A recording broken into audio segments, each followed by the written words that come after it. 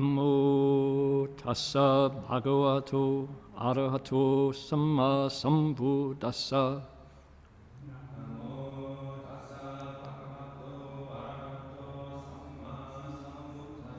Homage to the blessed, noble, and perfectly enlightened one.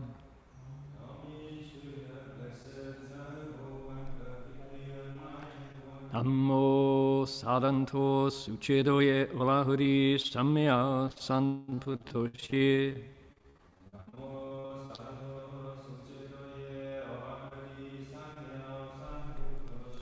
Wu shang shen shen wei miao fa bai qian wan jue nan zao yu. Wo jin jian wan de shou chi. Yuan jie ru lai zhen shi yi. Supreme and wondrous Dharma, subtle and profound, rarely is encountered, even in billions of eons. But now we see and hear it and accept it reverently. May we truly understand the Buddha's actual meaning. Venerable Master, Dharma friends, good evening, everybody. Good afternoon, everybody. My name is Heng Sure. Today is Sunday, June 14th, here in the Gold Coast of Queensland, Australia.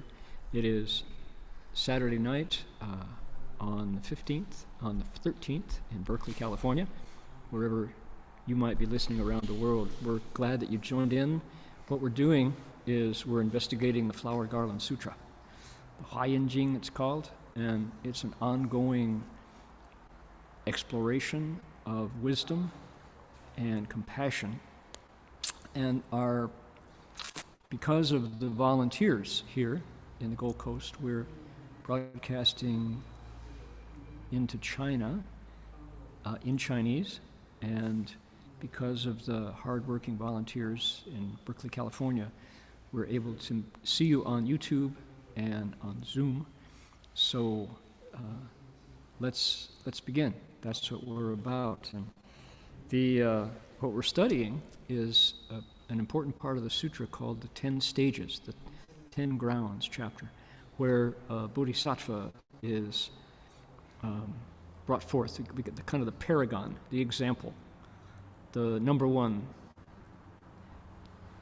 Bodhisattva style. You know, this is the grade A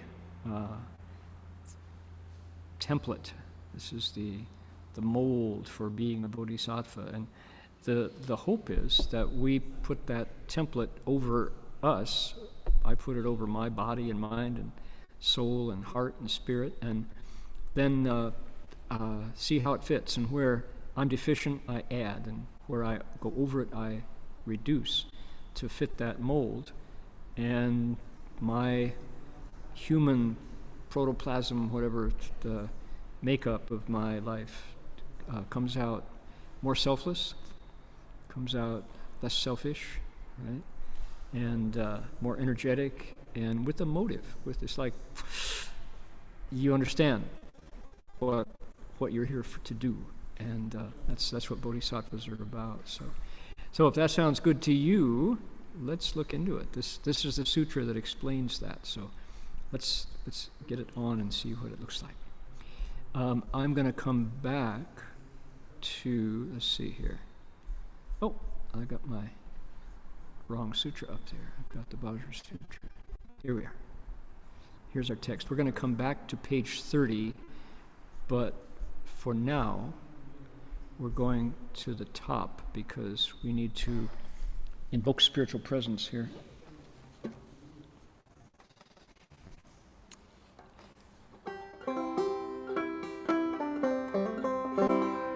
This is the title of the sutra, and the Buddhas and Bodhisattvas who brought it to us. So we're going to use a melody to make that invocation. You're welcome to join us if you'd like to put your palms together. Try my best not to sneeze into the microphone. Was that an appropriately socially distanced sneeze? Here we go.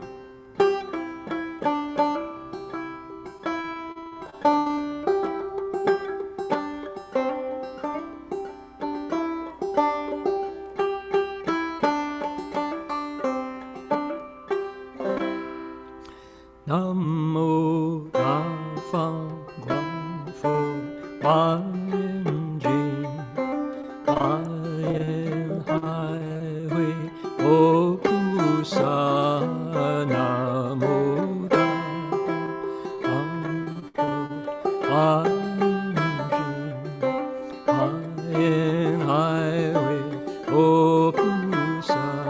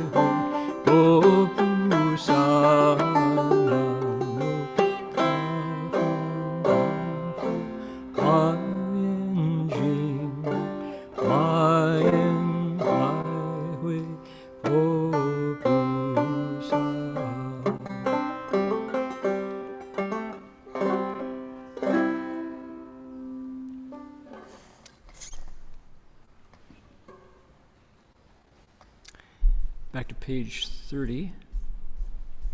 Scrolling down here. Don't lose your lunch while we scroll. There we go.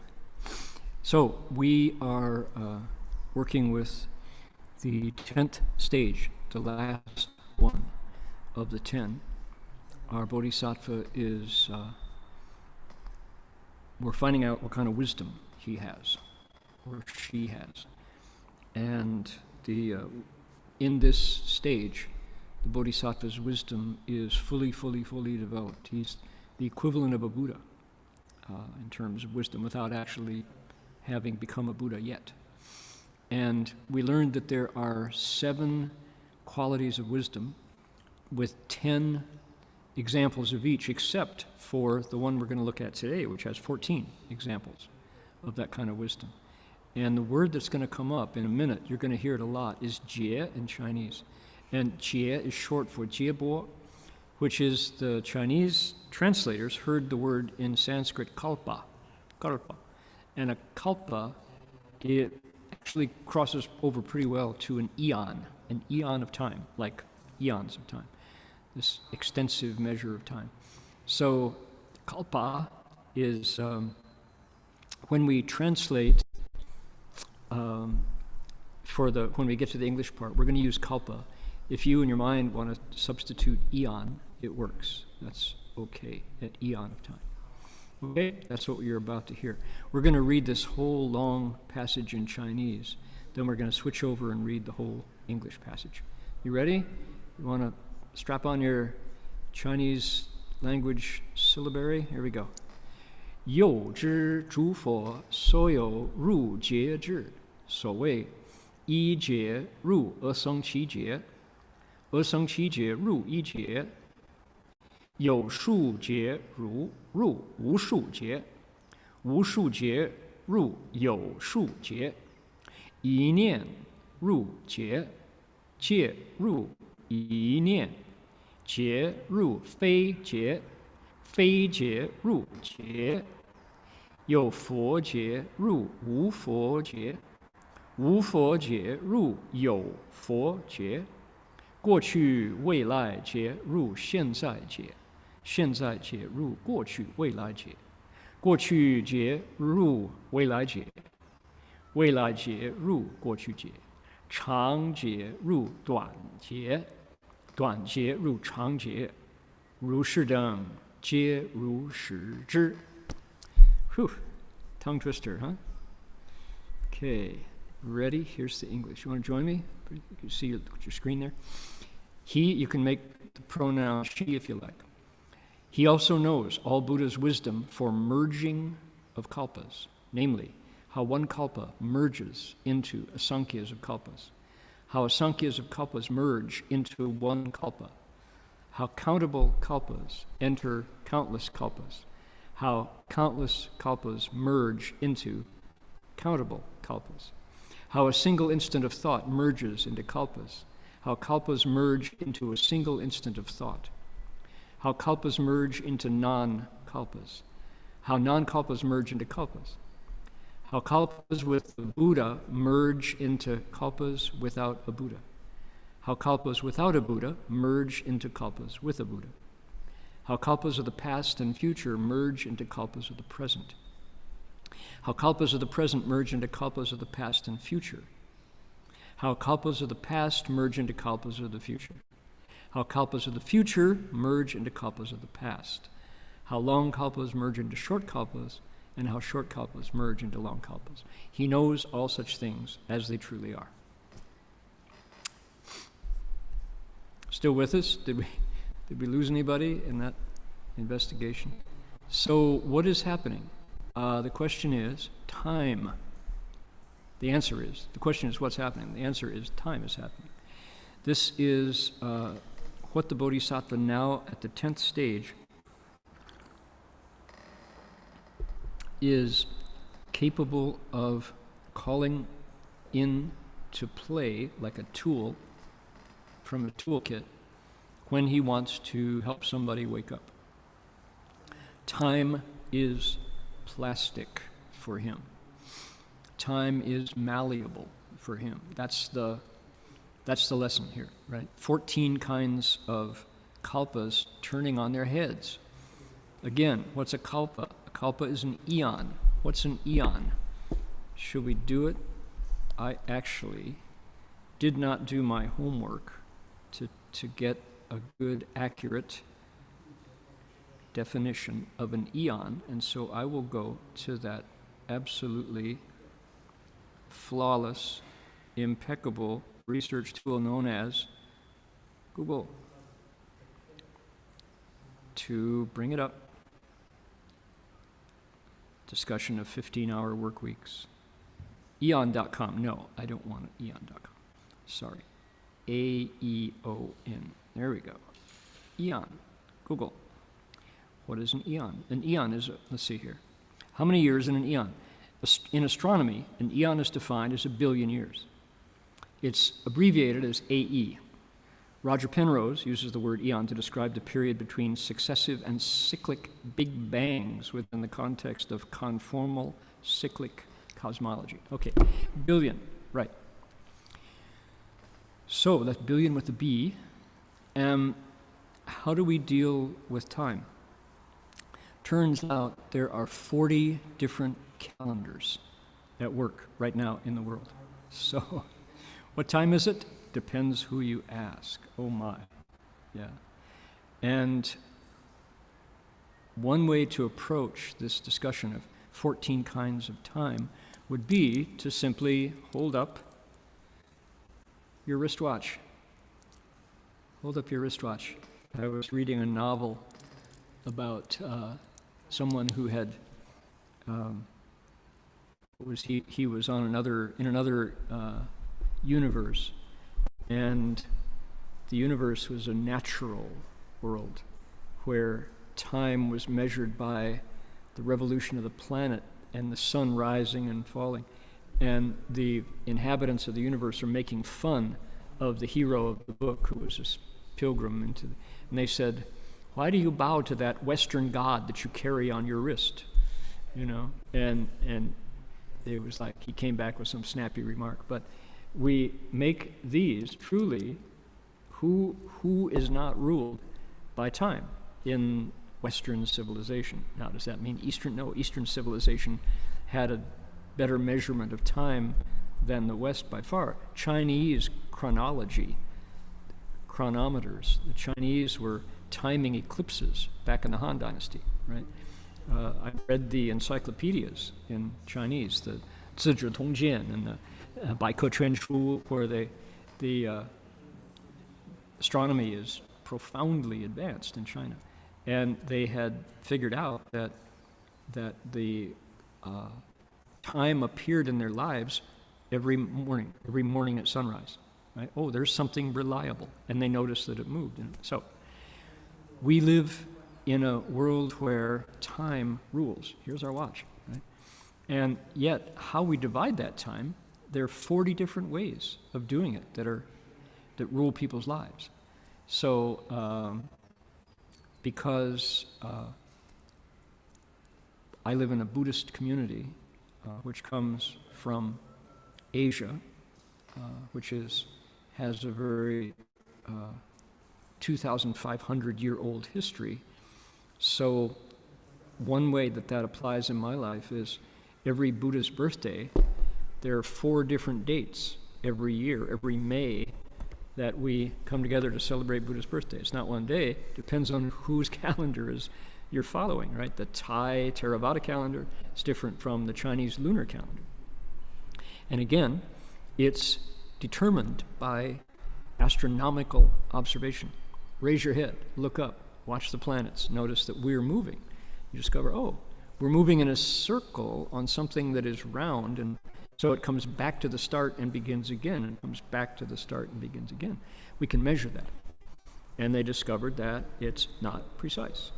But until only recently, the most accurate time was called sidereal time. Sidereal means measuring stars, right? Now, the American national clock, I believe, is in Colorado, and it's measured, the most accurate measurement is now derived by bombarding crystals and certain quartz. Is it quartz? That you bombard quartz with a laser or something like that. And that gives you more accurate measurements of time than watching the stars move. So even science has progressed and evolved in their understanding of how you divide time. So suppose, let's imagine, we didn't have a wristwatch. Suppose we didn't have our magical devices here with the time right there at the top. It is 12:51 here in Australia, right? We didn't have this. How would we know when it was our birthday? More importantly, when would you know it was your mother's birthday, right? Or your wife's or your husband's birthday? So you'd have to watch a long time. You'd have to look back to measure now. And if you could measure today's time by how it had happened over and over and over and over in the past, you could pretty much project that in the future that was also going to happen. So that's where we are. It's very imprecise, really, really imprecise. And the Buddha at one point called time a turbidity, a draw, right? This is a turbid thing because it's just not precise. Even the most precise calendar has to slip and fudge every year because there's leap years. There are leap months. You have to throw in a month to make it work out. Otherwise, you're off. And here's how fuzzy and murky it is. There's people who do astrology, and I was one of those people back in the day, before I met the Dharma. We look at the constellations, and one of the key moments is an equinox. And without going into the complexity of how it all works, there's 4 times of the year when we reach a balance point. There's a vernal equinox, a autumnal equinox, there's a summer solstice and a winter solstice, right? When the days and the nights are equal, and yet those points in space have moved from the first time that the Phoenicians or whatever system wrote them down. It's called the precession of the equinoxes. So, strictly speaking, Sagittarius isn't where Sagittarius used to be. And the pole star, Polaris, where the universe revolves around, the pole star has moved a number of degrees. So, are you all confused? Is that all meaning? Let's get back to the sutra, right? Time. We're looking at time, and time, kalpas, is just so hard to pin down. It's a fluid concept. So what does our Bodhisattva do? turns it around and starts to measure inside. He also knows the Buddha's wisdom for merging kalpas, which is to say, 诸佛所有入觉知. Now, 入 here, the verb, can mean to enter, like you go through a doorway into the next room, you enter the room, you enter your car, you leave your car. I don't think enter is the word we want to use, so I use merging. My Dharma brother, Bhikshu Heng Sure, Kalabinka, the translator, says subsume, under. So subsume is, I'm not as happy with that as simply to say merge, which is to say one loses its boundaries as it encounters another one, right? So merging. And the first sentence is always the key, the topic for the rest. He knows how what one kalpa merges into countless kalpas. A samkhya is countless, beyond counting. So one becomes numberless. Okay, flip it around. He also understands, because he has Buddha's wisdom, how numberless become one. Okay? Are you late for your appointment? How do you know? My watch tells me. Oh, I'm late. So clearly this is plastic time. Time is malleable. Time is fluid. It's what do they say? This is a fluid situation. How countable kalpas enter, merge into, that's a typo, that should be merged, not enter. How do we miss that one? Oops. It's a PDF, I can't change it. Otherwise I would change how countable kalpas merge into countless kalpas. Countless kalpas merge into countable kalpas. So again, numbers, stand them on their head. Sorry, this is the mind, and the mind has no boundaries. And yet, if you don't have time, you're going to be late. You're going to make people upset, right? How do you know it's noon? Your stomach tells you it's noon. I'm hungry. Another day has passed. You got to eat every day. If you don't believe it, don't walk your dog. Your dog comes up and wags his tail nervously and lets you know he's got to go out. You say, no, time is fluid. Time is like, you don't have to, it's yesterday. You don't have, you already went yesterday, your dog says. If you don't take me out, I'm going to make a puddle on the floor. You have to know time. Time is important if you're going to walk your dog. How a single instant of thought merges into eons, and how eons merge into a single instant of thought. What is that? It's yi nian, one, and thoughts themselves. Because Buddhists have been meditating and watching the mind for so long, thought moments are measured. There are whole schools of Buddhist meditation in the Pali tradition, the Abhidharma tradition, where they measure the duration of thoughts. And what is it? Alex, have you been in that? Do you know that just I didn't do that homework either. So there are, anybody who knows Abhidharma can tell us, there's how many? Jin Chuan, are you listening? What you know for sure? What are the, how many thought moments are there in a kshana? I have to look that up. One moment. Yeah, there. See now. Okay, everything's a test to see what you will do.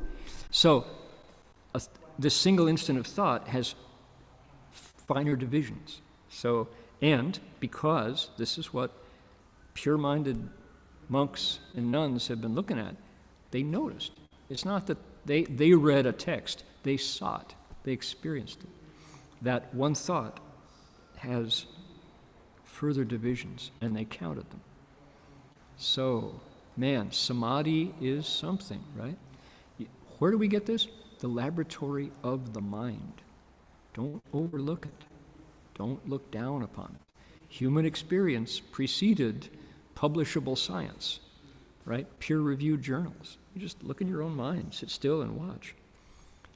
When you find that, don't hesitate to just chime right in there. Okay, I can read you what Bhikkhu Bodhi says, but this is from his Abhidharma, Comprehensive Manual of Abhidharma. He says the lifespan of a citta is termed in the Abhidharma a mind moment. a chitta kshana. This is a temporal unit of such brief duration that according to the commentaries, in the time that it takes for a lightning to flash or the eyes to blink, billions of mind moments can elapse. Nevertheless, though seemingly infinitesimal, each mind moment in turn consists of 3 sub-moments: arising, presence, and dissolution.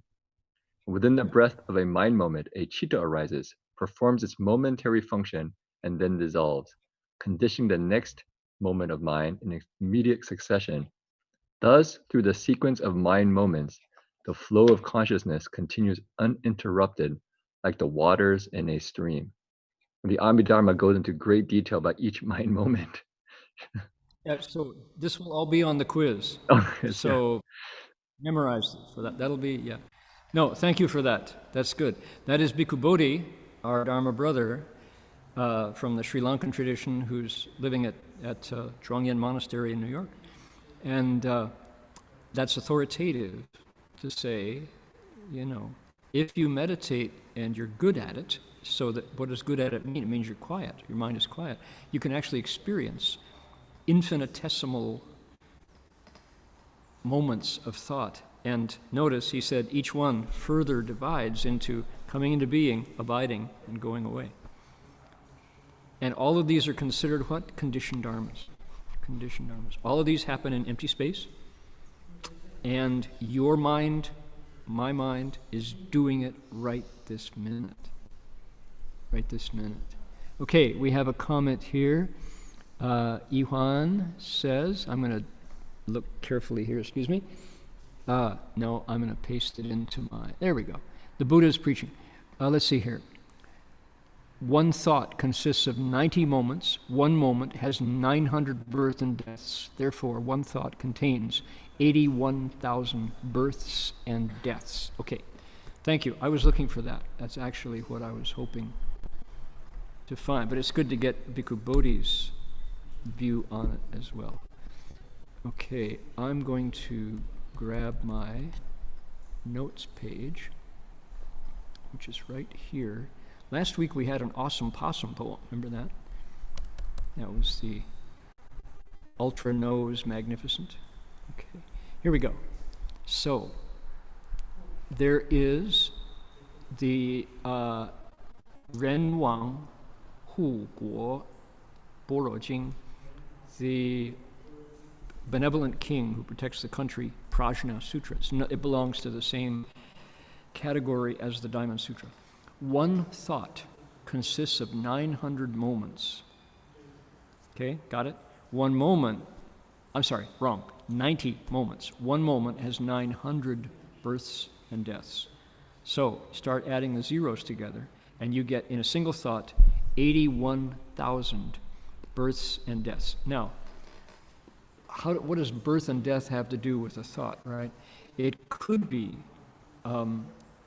birth and death might be over dramatic.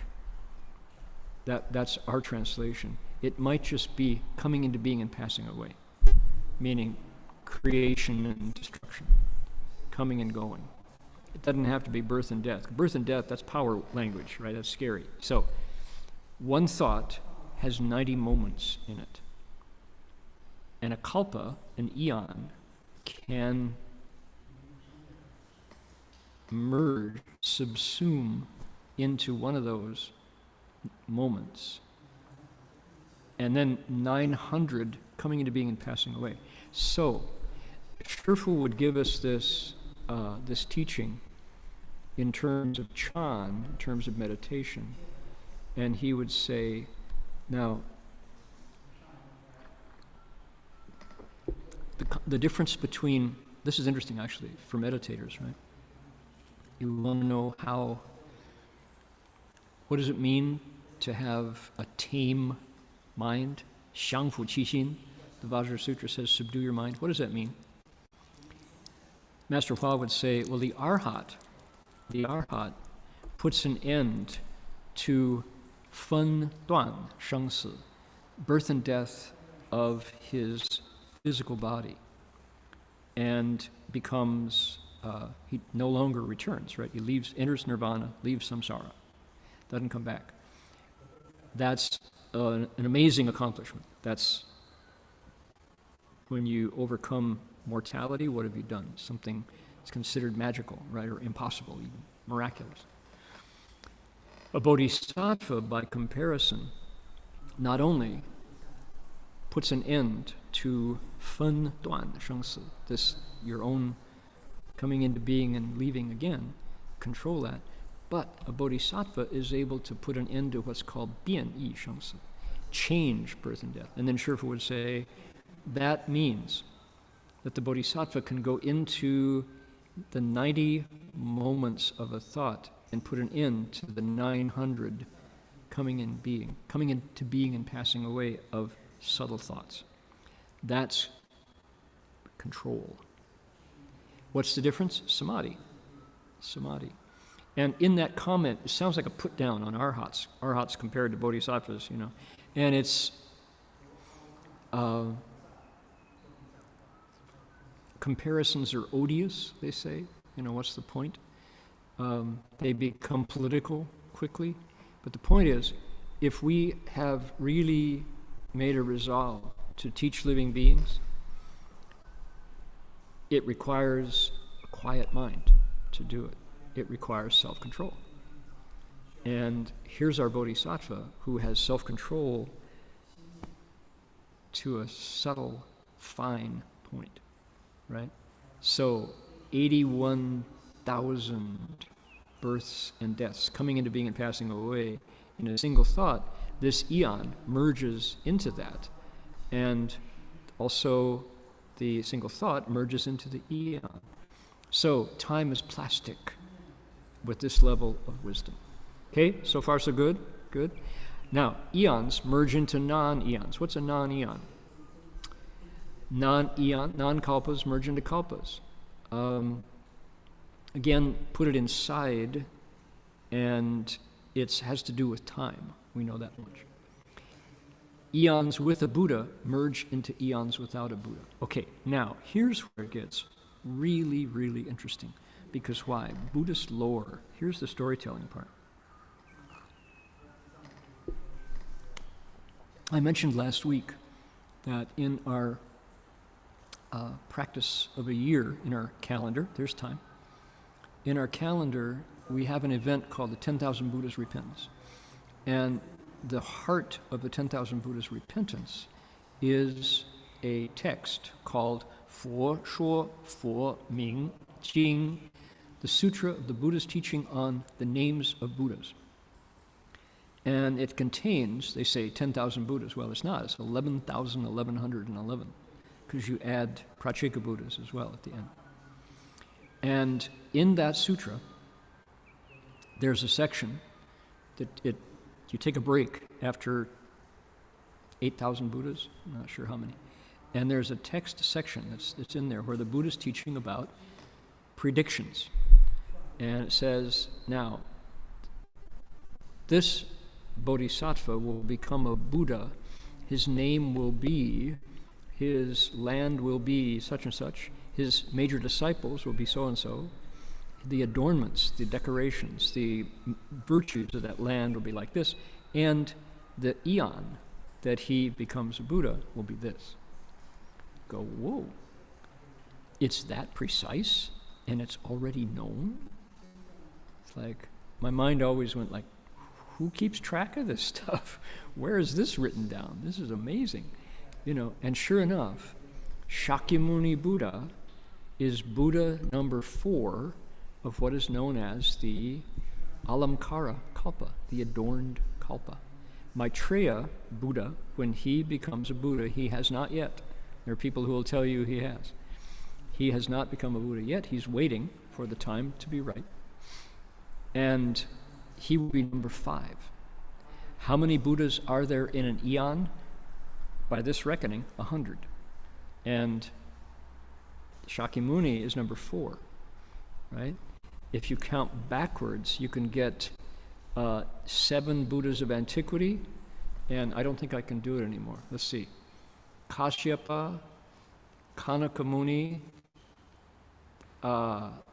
Vishvabu, Krakochanda. I didn't pass here. There are 7, and Dipankara is in there. Let's see. No, Dipankara is not one of those 7.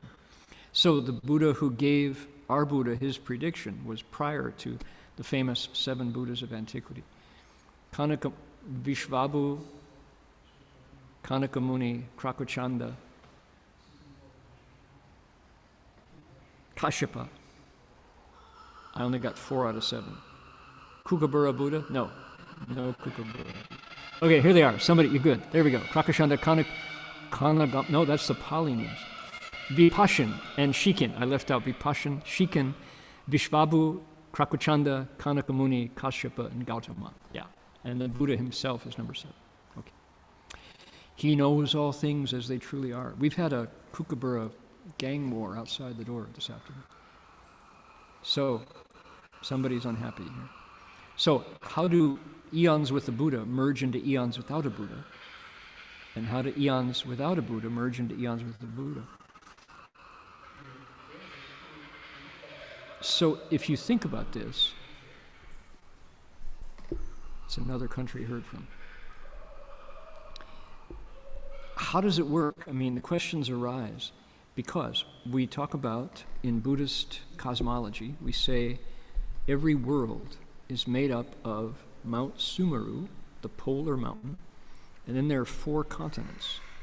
There's Jambudvipa in the south, where we are. There's the country in the north called, I'm having a senior's moment here, in Uttarakaru in the north. And Uttarakaru, there's no Buddha. But it's the same world system. How does it happen that there's no Buddha in one continent? Are they on a different kalpa? Interesting. So this timekeeping, oh, you know what? I need to correct myself. Somebody has pasted in. I said that Shakyamuni is the 4th Buddha of the Alamkara, the adorned kalpa. No, wrong, mistake. I need to correct myself. It's the Bhadra kalpa. These eons have names. The worthy kalpa. The Alamkara kalpa finished. So the Bhadra kalpa, like Samanta Bhadra. So the worthy kalpa. Eons have names. All this lore. But what about if you're in another continent and you don't see a Buddha? Does that mean, I guess that would be an eon without a Buddha for that perceiver. So another question, and definitely I'm raising questions I cannot answer. How much of time depends upon the perceiver? If you don't wear the wristwatch, is time still ticking? Well, for you, no. But so is there any ultimate division of time? The definition that we read, Roger Penrose, one of our timekeepers in Western science, says that Big Bangs are the beginning. And Big Bangs are, that's a theory, and it changes. It's not fixed at all. It's a proposed beginning of the universe, a theorem, right? If you don't have a point, there is no time, because you have to measure exploding gases past a point for it to start. So the question is, where do you observe from? Where does the observer stand to notice, oh, there is velocity, it's going, right? Take away the observer, and does time still exist? Interesting. So this is definitely gee whiz dharma, right? This is all in the category called gee whiz dharma. Gee whiz, you know, you wind up, wow. Sandy Denny's song, who knows where the time goes, who knows where the time goes, right? So how kalpas of the past and the future merge into kalpas of the present. Kalpas of the present merge into kalpas of the past and future. One of the things that the psychedelic culture of the 60s and 70s that happened certainly in the Western world, if not in other parts of the world. But where I was growing up, I was a college student, high school student, when hallucinogenic things and intoxicants that was other than alcohol emerged. And anybody who has drunk alcohol, how many beers does it take to get you drunk? Anybody who's ever smoked dope or taken substances has had that experience of time getting sloppy, right? When you're drunk, when you're high, past, present, and future change, right? And that was the reason I introduced that as a evidence, was to say this notion of time is very fragile. It doesn't take much to muck it all up to where you can't tell past, present, and future. So clearly, these distinctions are mental events, and that mental perception of, well, that was in the past, well, this is now the present, and the future is on its way. That's easily distorted, easily wiped away. Now, let's get out of intoxicants and go into meditation. They're not the same thing at all.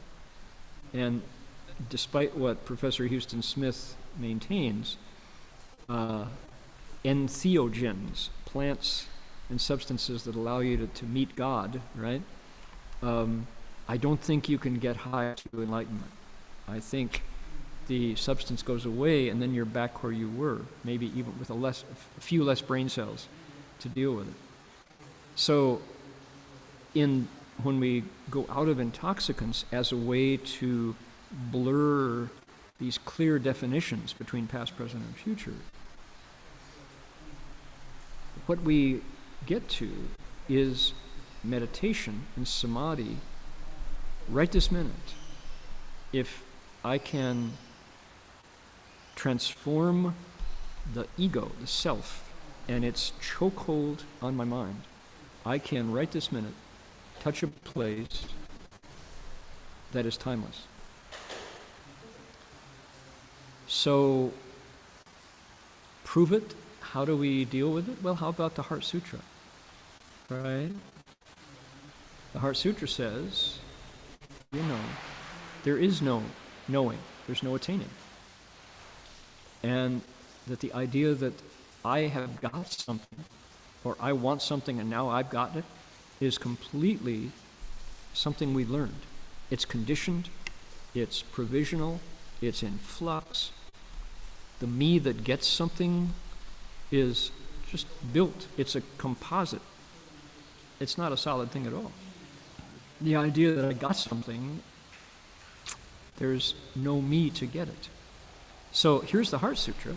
The Buddha explained it for his disciples. He said, you're going to need this now because as you meditate, what happens when you meditate to the place where past, present, and future take a vacation? Are you lost? Are you crazy? Are you put your four paws in the air because you have no map? You have no compass? No, he says, not at all. He said, welcome to the Dharma realm. You are now in a place where principle guides our interactions. Principle, 道理, 真理, guides us into the Dharma realm. And this is where Buddhas teach living beings, right? It doesn't increase, it doesn't decrease, it doesn't come, it doesn't go. It's not born, it doesn't die. There we are. There's no past, present, and future. Welcome to the eternal present of the awakened mind. It's operating in each of us right this minute, but we cover it up. We get in there and we need to make it past. We need to make it present, future. So it's completely available. There's a door to it, everywhere. The universal door of mind opens to this timeless place. And in the Theravada tradition, they call it the deathless, right? Something that doesn't die. And you could say, what is Ram Dass's book was called Be Here Now, right? And that was the idea that there is only this present moment, and that past and future is a distinction that we make, and we cause a lot of trouble with that. We give ourselves problems with that. So, mind you, in the world of commerce, in the marketplace, we've got to have past. Otherwise, how would you know when your milk is expired? Your sell-by date, right? How would you know when you have to throw out the butter because it's old? The potato chips are stale. It says, product best by, So, of course, we need past, present, and future to carry on commerce. And that's where most of us live. But what the sutra is telling us, and maybe my lighthearted approach is too disrespectful here. This is a serious matter, is it? This is the stuff of countless bull sessions in college dormitories worldwide. You get a six-pack and you sit back with your buddies, you go, whoa, dude, that's deep, right? Yeah, it is. Why? This is available magic, available mystery. This is real mystery. I mean, who knows where the time goes? Right? And yet, we operate as if, pay no attention. I'll just go on and put the new product on the shelf, and So, how kalpas of the future merge into kalpas of the past, how long ones merge into short ones, and how short ones merge into long ones. He knows all such things as they truly are. We are getting older. I can say that without fear of contradiction, right? By golly. Yeah.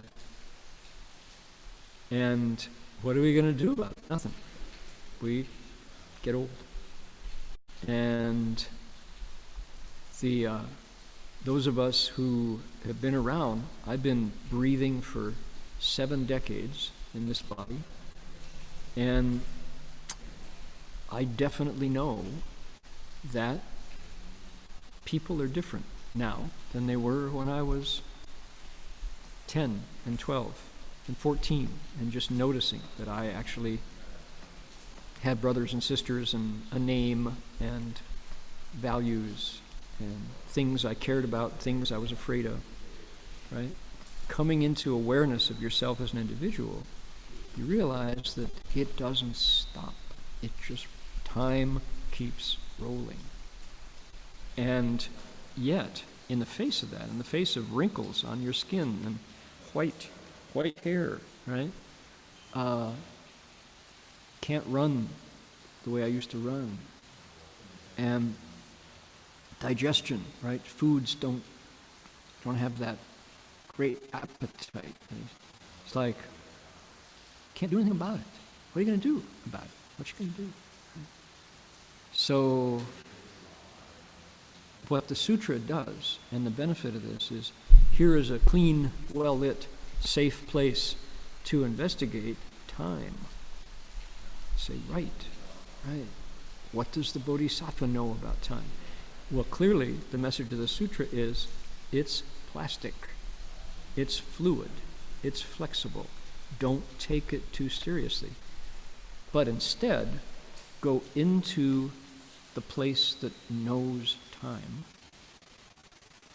called the mind, where we go from this, right, 60 seconds to a minute, 60 minutes to an hour, 24 hours to a day, more or less, and then months, weeks, months, years, centuries, millennia, eons. Boy, oh boy, oh boy. You got to deal with it, but go deeper, go past all that, into a place which is beyond time.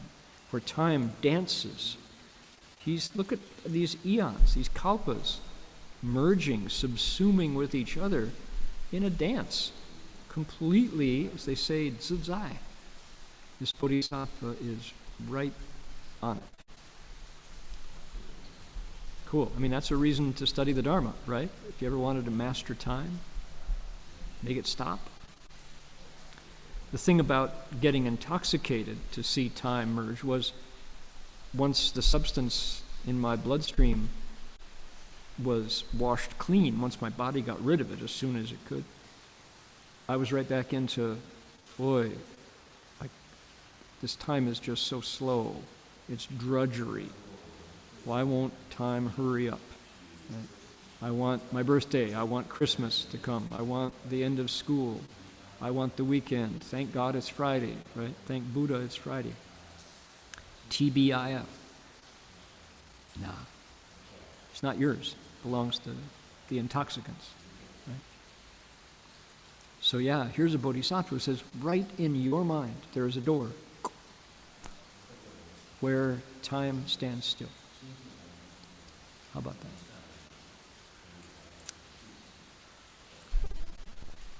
Moving on here, next passage, are we ready?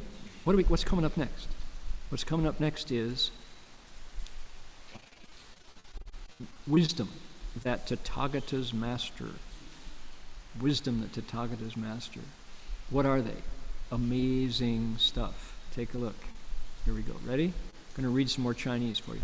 又知如来诸所入智，所谓入毛道智，入微尘智，入国度身正觉智，入众生身正觉智，入众生心正觉智，入众生行正觉智，入随顺一切处正觉智，入实现遍行智，入实现顺行智，入实现逆行智，入实现思意不思意，世间了知不了知行智。入实现声闻智，必知佛智，菩萨行如来行智。佛子一切诸佛所有智慧广大无量，此地菩萨皆能得入。Okay, that's our last bunch of special wisdoms. We ready? Here we go. Check this out.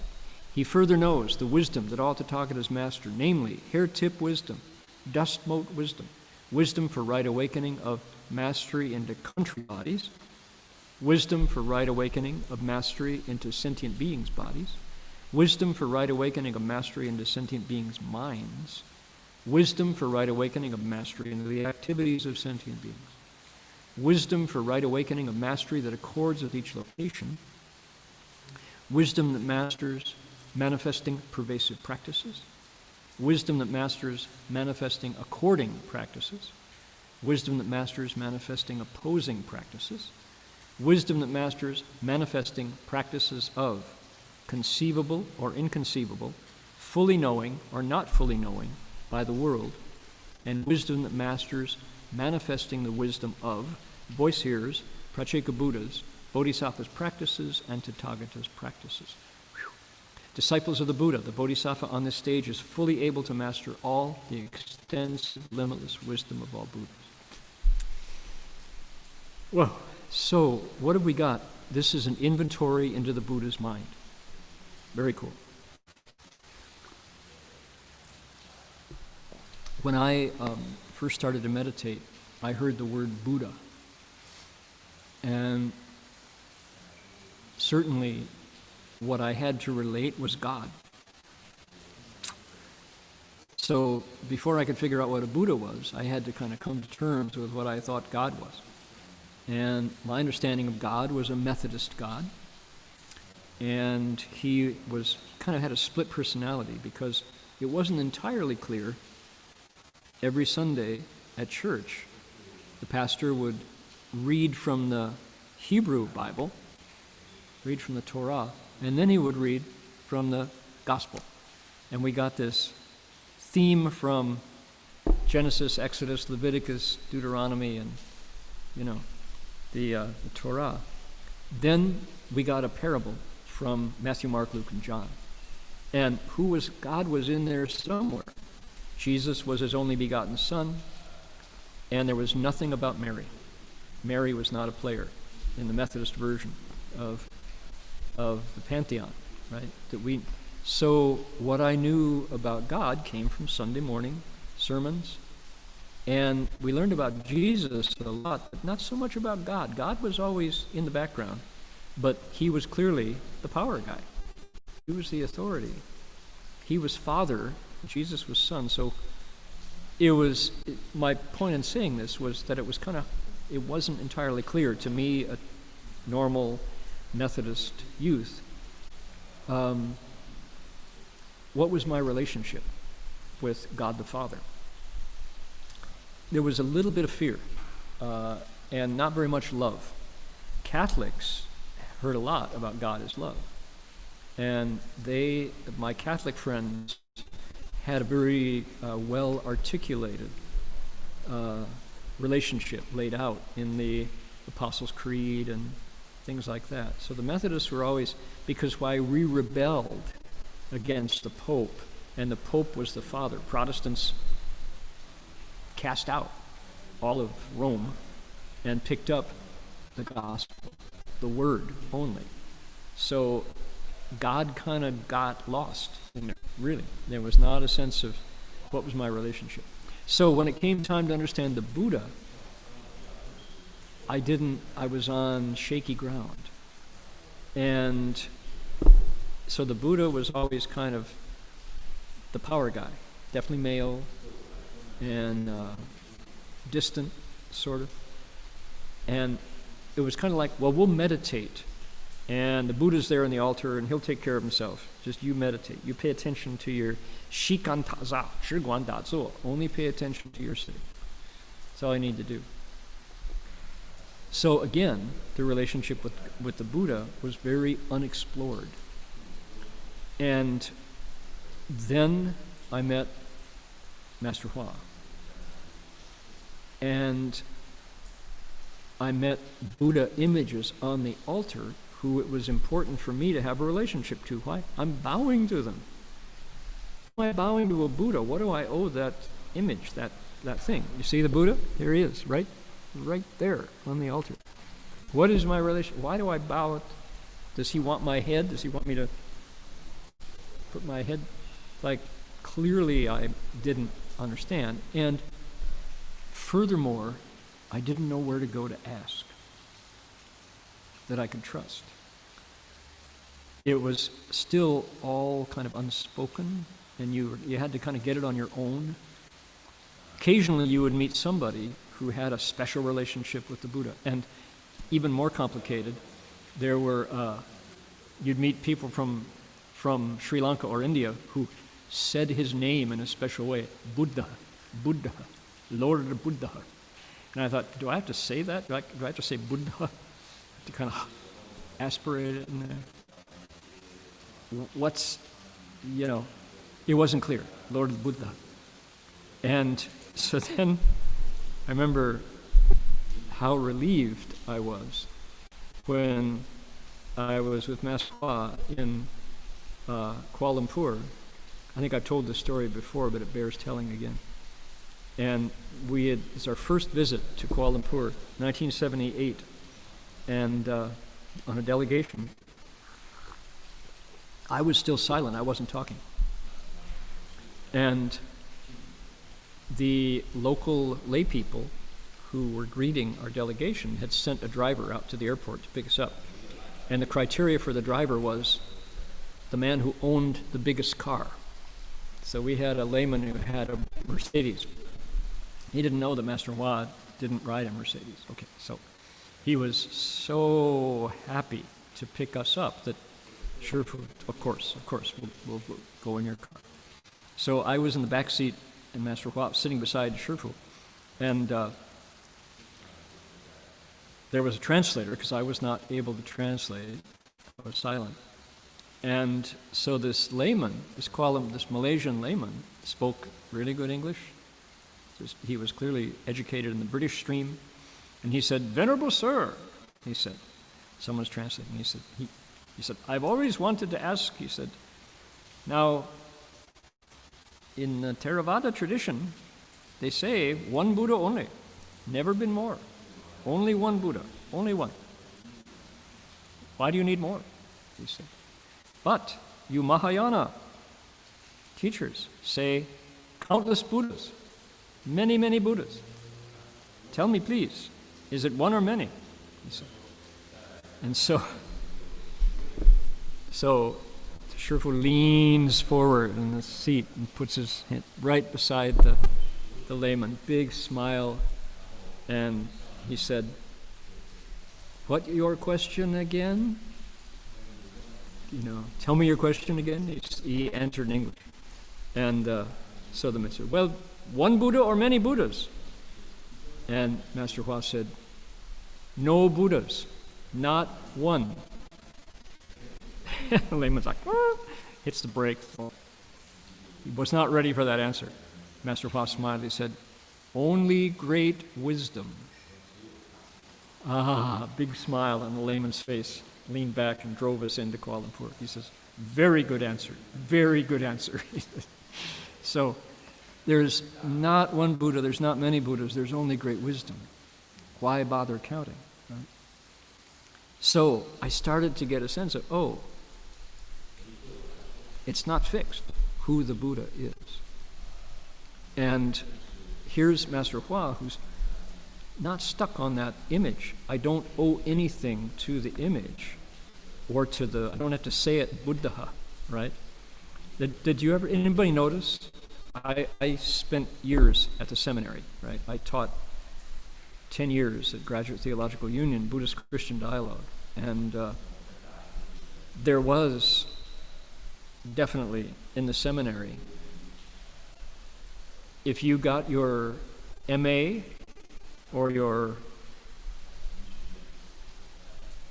THD, your Doctor of Theology, or your PhD, you were empowered to say God in a special way. How many preachers on Sunday say, God, God, right? The way, Buddha. So it's true, it's true. I refused, I didn't want to do it, but once I get my doctorate from the seminary, I'm empowered to say God. G-A-W-D-D, God, right? And it gives it more power because you're the preacher, Anyway, so my point is to say, what? Bit by bit, I started picking up on the Buddha. And here was Master Hua, who spent 90 minutes of every single night listening to the Buddha's words and presenting them to us and asking us to translate them and relate to them and move into them, merge with them. Every night, he made it important for us to dig into who the Buddha really was. Now look at this piece of text. What does it say? It says, disciples of the Buddha, the Bodhisattva on this stage is fully able to master all the extensive, limitless wisdom of all Buddhas. We've been going through lists and lists and lists and lists and lists of wisdom. What is it? It's the playlist for a Buddha's mind. This is the control room in the Buddha's mind. Remember we used the jumbo jet last week or 2 weeks ago, that this part of the text is showing us the Bodhisattva is sitting in his seat ready to teach living beings, and he's got all these tools available, all these ways to teach, right? This is what a Buddha is. He's not the fat Maitreya. He's not the distant guy on the altar.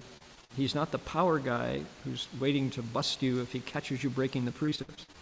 He's not a scary being, male hegemony. What is he? He's my mind awake. And look what comes out of the awakened human mind.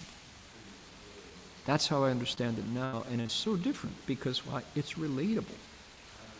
I can relate that Yeah, I would like to what? Have hair tip wisdom. Wisdom, the tiniest, the hair tip is like the smallest division, right? There it is.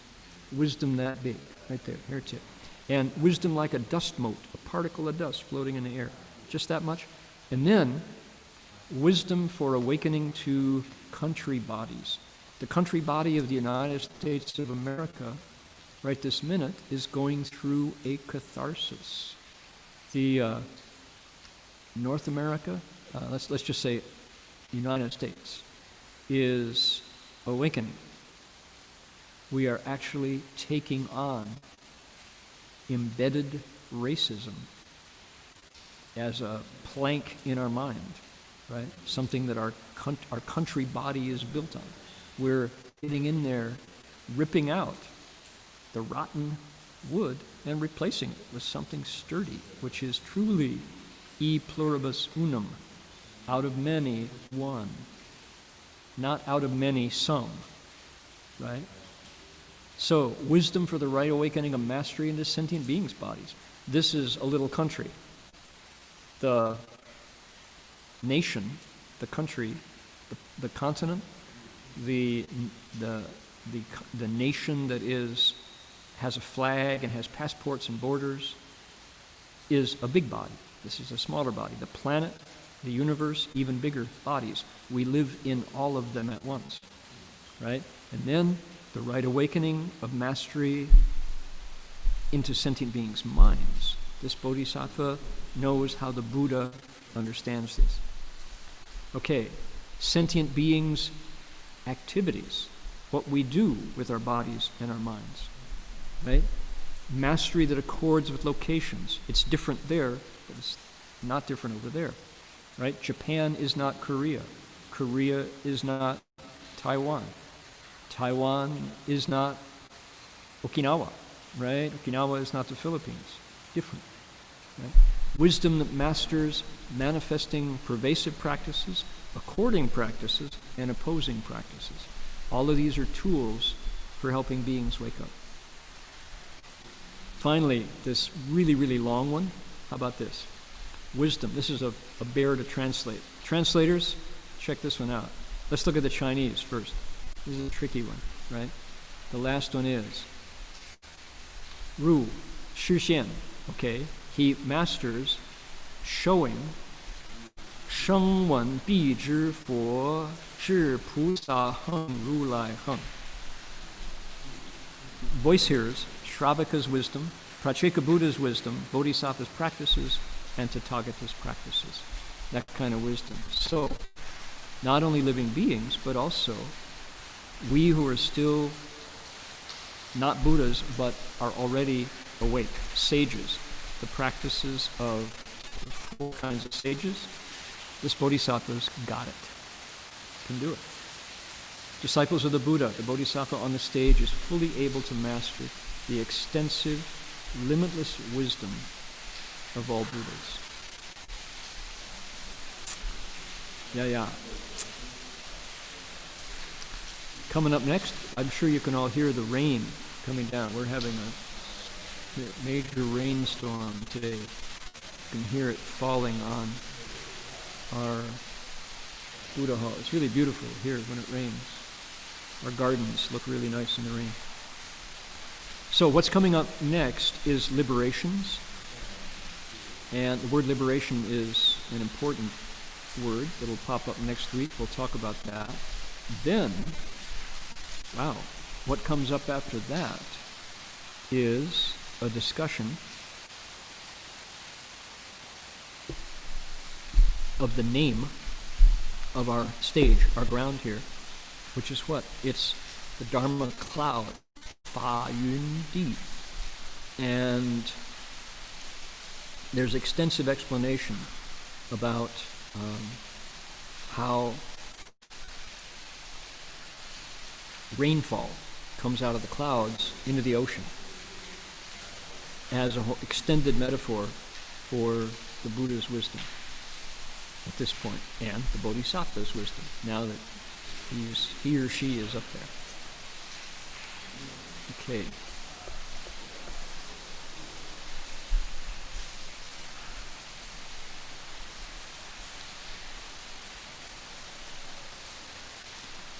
I prepared, you can see I've got a new desktop here with a photograph of a water lily in our lotus pond that emerged just last week.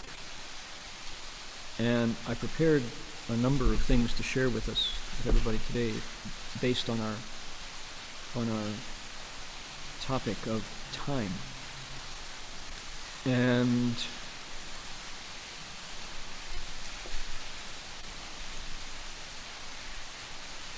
given the time that we have, that I'm mindful of wanting to end at the right time, not keep everybody up too late. I don't think I'm able to share everything that I've got ready for you. But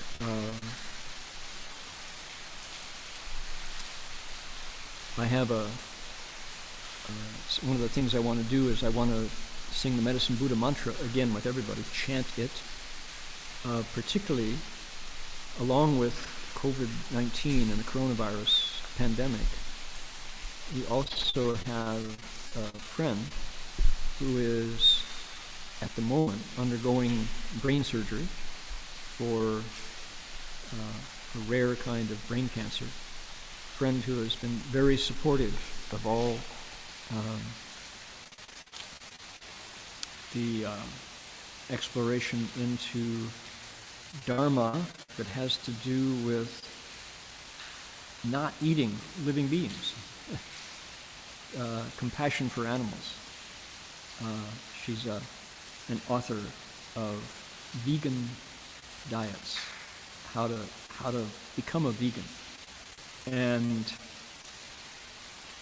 she's her name is Sarah, and we used to meet every year at the vegsource.com Healthy Lifestyle Expo in Los Angeles, which for years was America's premier vegetarian conference.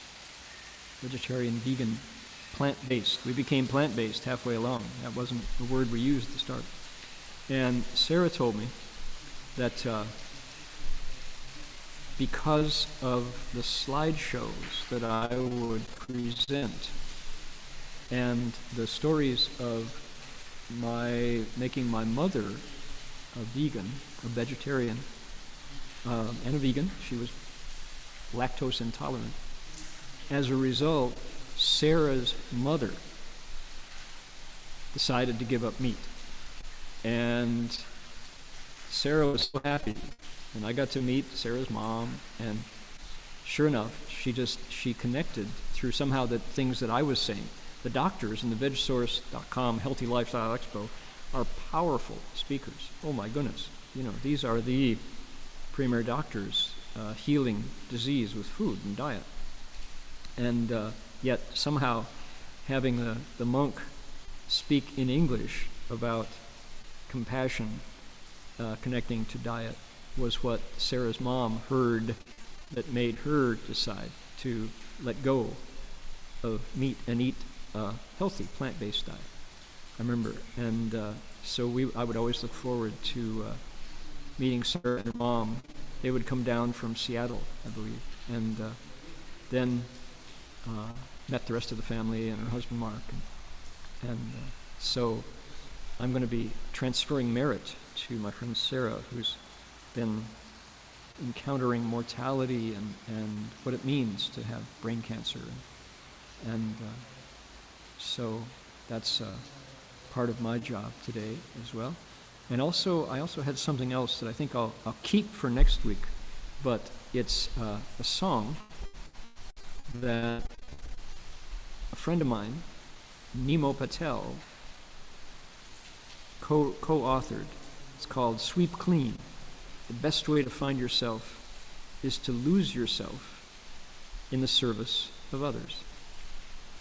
Sounds counterintuitive, contradictory, not. The best way to find yourself, to lose yourself in the service of others.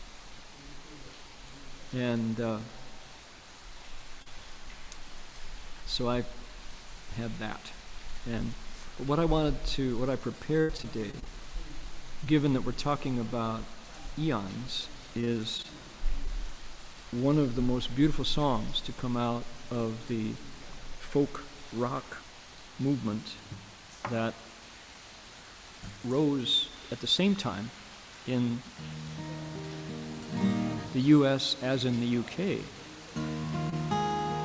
Sandy Denny wrote a song called Who Knows Where the Time Goes.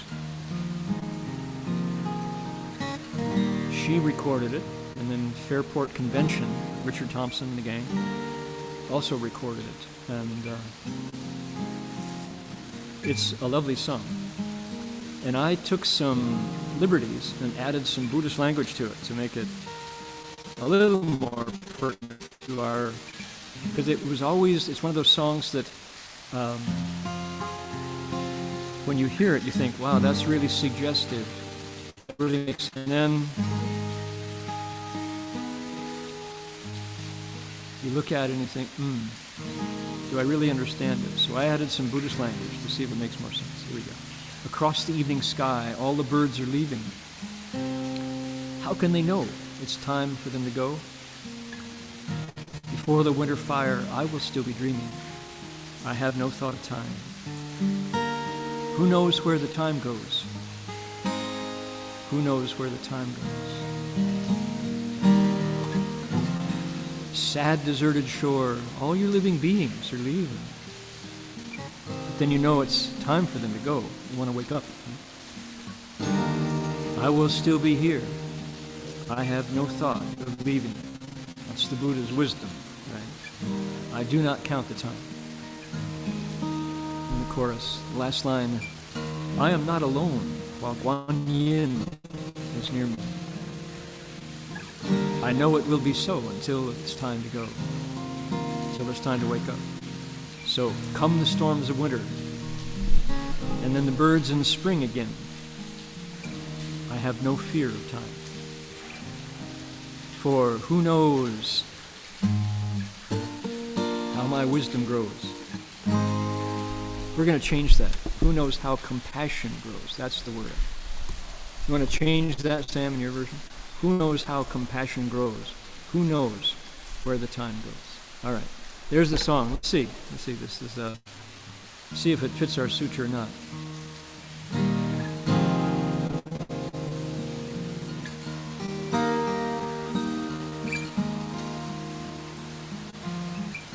Across the evening sky, all the birds are leaving. How can they know it's time for them to go?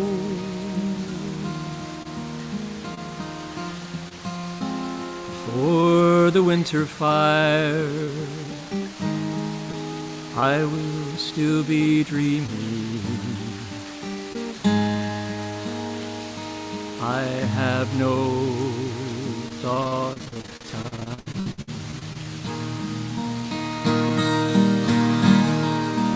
Who knows where the time goes?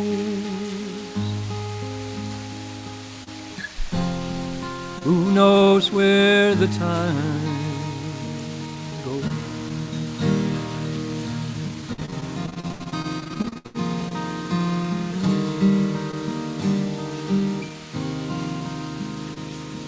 Sad, deserted shore,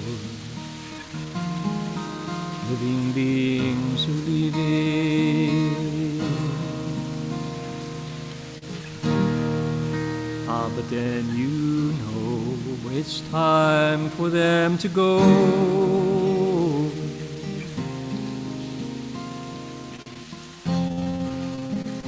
I will still be here. I have no thought of leaving. I do not count the time.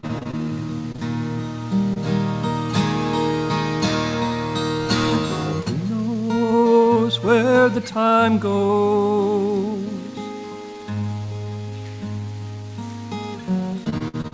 Who knows where the time goes?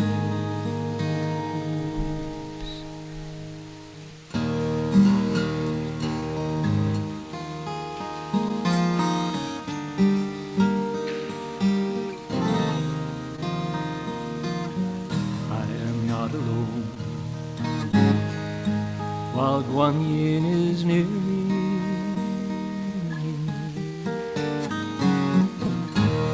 I know it will be so until it's time to go.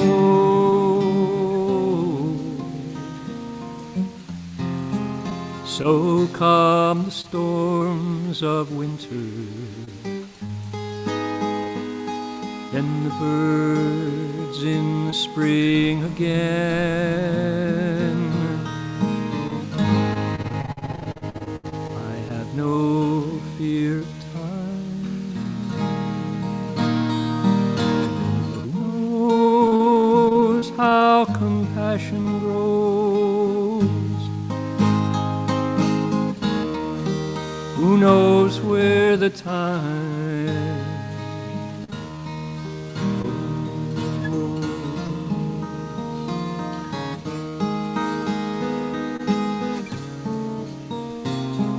who knows where the time goes.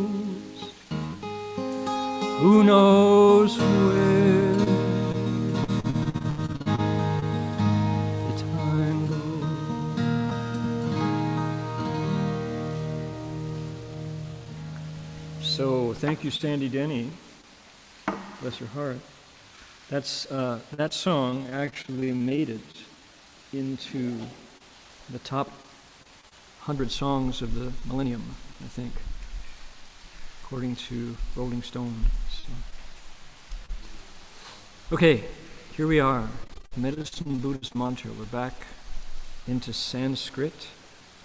And do we have, I'd like to ask the monks who may or may not be listening in, do we have any announcements to make before we transfer merit here? We have one from Jing Fosher. Jing Fosher, you want to make your announcement? 好啊。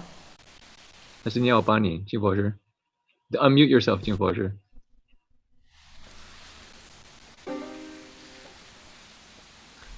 Okay, if Jing Fosher can't get his computer unmuted. Okay. So one, oh, Jing Fosher, you're unmuted. Okay, Jing Fosher, 你讲. Okay.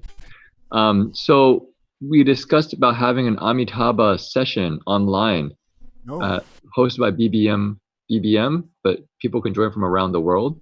Mm-hmm. And right now we're thinking of the July 4th weekend. That would be July 4th and 5th, possibly the 6th. Jing Fosher was just getting feedback that people also wanted the 6th, so we'll have to discuss that. But on the July 4th and July 5th, we'll have a 2-day Amitabha recitation session online.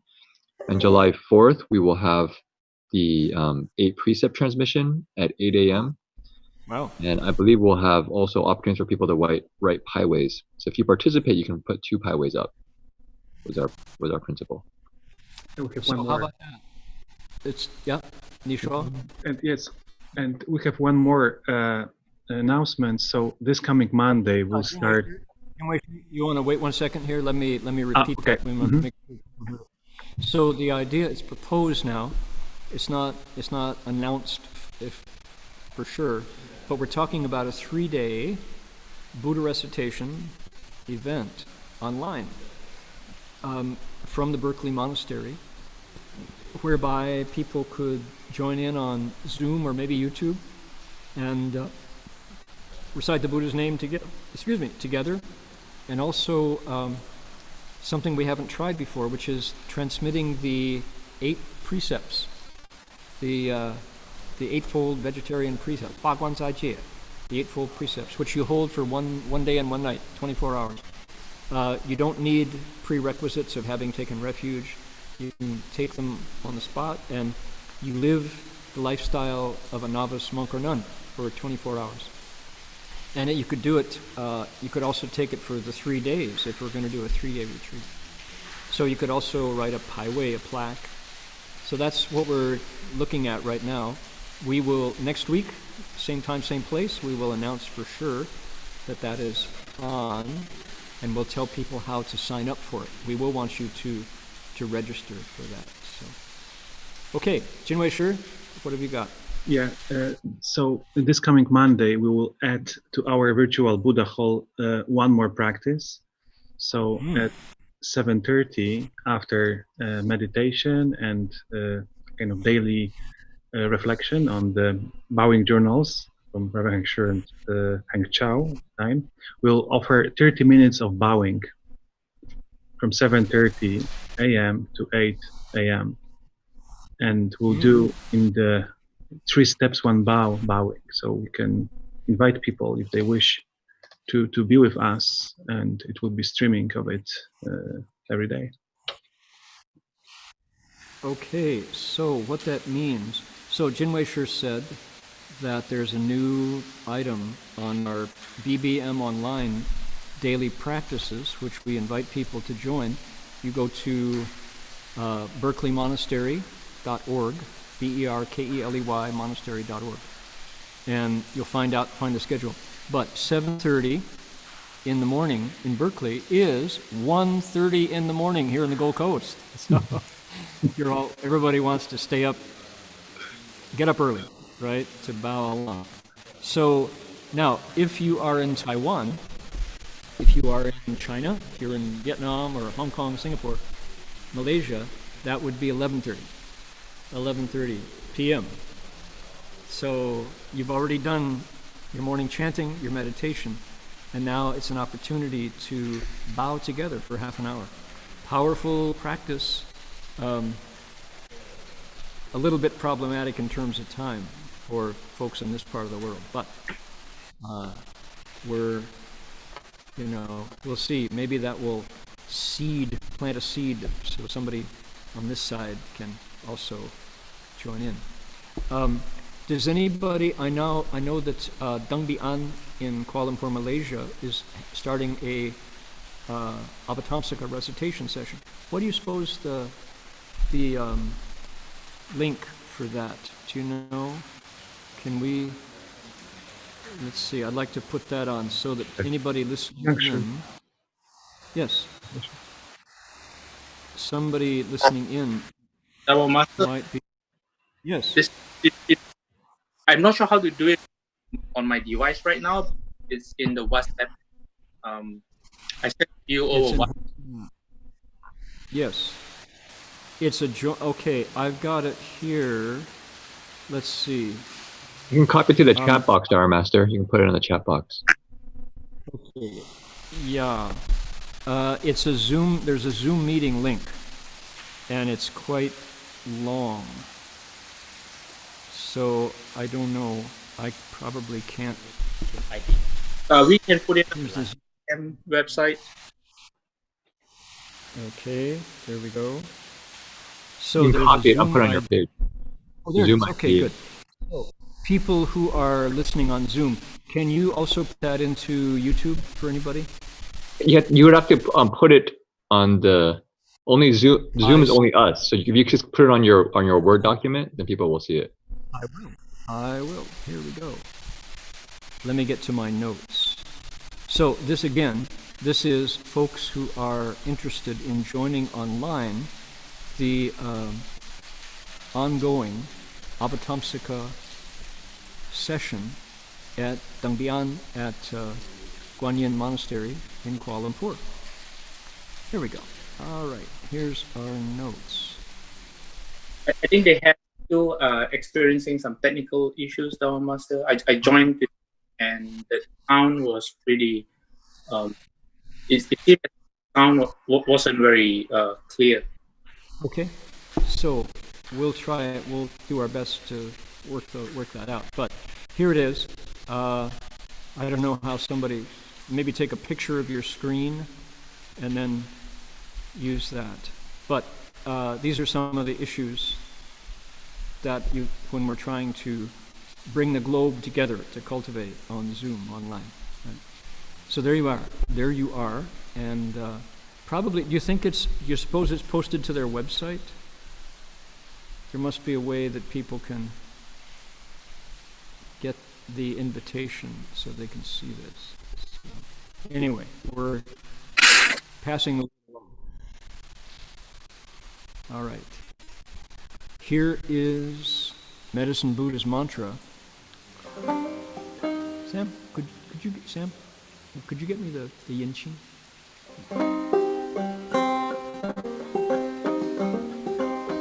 For all manner of disease and healing of that disease, be it COVID-19 or brain cancer or addictions. Om Namo Bhagavate Vaisajyagu Vaidurya Pravarajaya Tathagaths Arahate Samyak Sambuddhaya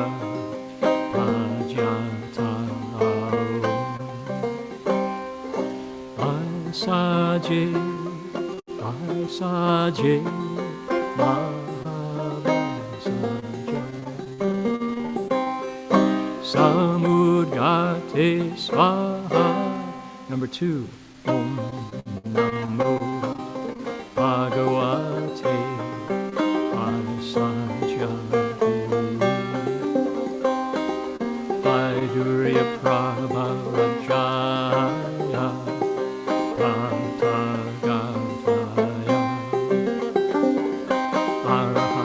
Samyak Sambuddhaya Ajata. Here we go. Vaisaje, Vaisaje, Vaisaja Samudgate Swaha. Om Namo Bhagavate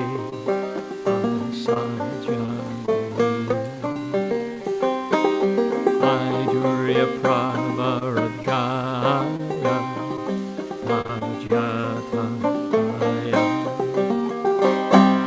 Arahate Samyak Sambuddhaya Ajata Vasaje Vasaje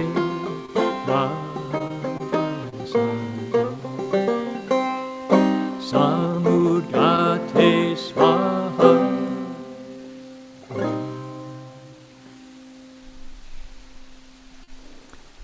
That's sounding better and better as we do it more often.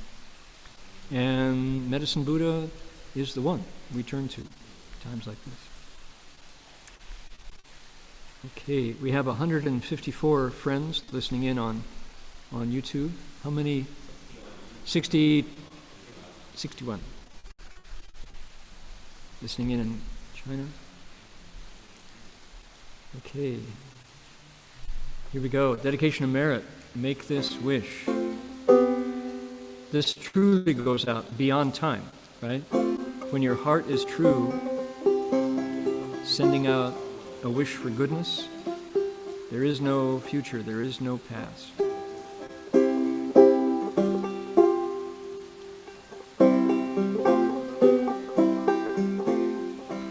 May every living being, our minds as one and radiant with light, share the fruits of peace with hearts of goodness, luminous and bright. If people hear and see how hands and hearts can find in giving unity, may our minds awake to great compassion, wisdom, and to joy. May kindness find reward. May all who sorrow leave their grief and pain. May this boundless light dispel the darkness of our endless night. Because our hearts are one, this world of pain turns into paradise. May all become compassionate become compassionate and wise. May all become compassionate and wise.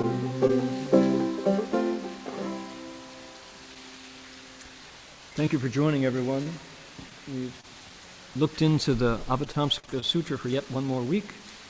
We'll learn about liberation next week, and we can now bow to the Buddha. If you're willing to do that, I'll ring the bell 3 times, and we can make 3 half bows from where we're sitting. Here we go.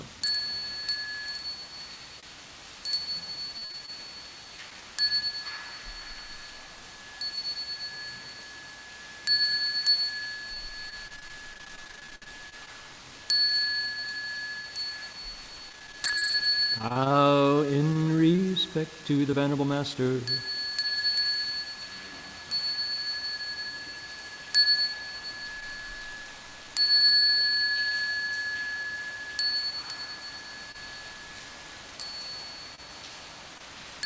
See you all next week. Amitabha.